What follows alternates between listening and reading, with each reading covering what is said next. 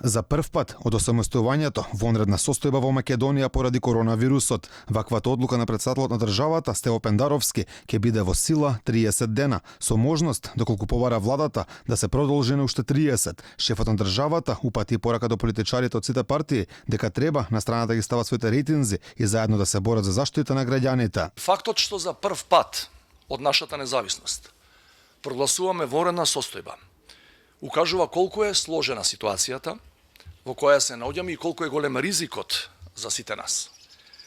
Од денес, извршната власт ќе има зголемени надлежности и ќе може да ги користи сите ресурси на државата. Владата ќе продолжи да функционира како техничка, што значи дека во неја ќе продолжат да даваат свој значаен придонес и представниците на опозицијата. Пендаровски одлуката донесе, откако претходното од него го побараа техничкиот премиер Оливер Спасовски, лидерот на опозицијата Христијан Мицкоски и шефот на владачката СДСМ Зоран Заев. Тој од Вила Водно порача дека не очекуваат тешки денови, но немал дилема во исправноста на одлуките кои ги носи. Испрати и порака до македонските државјани кои се во странство.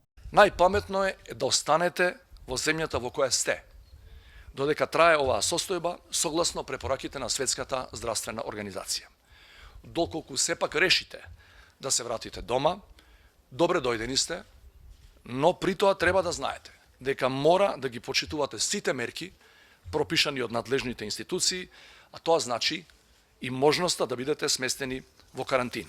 Пендаровски се осврна и на сега веќе одложените предвремени парламентарни избори, порача дека тие ќе се одржат кога ќе помине кризата и кога ќе се создадат услови за одржување фер и демократски избори.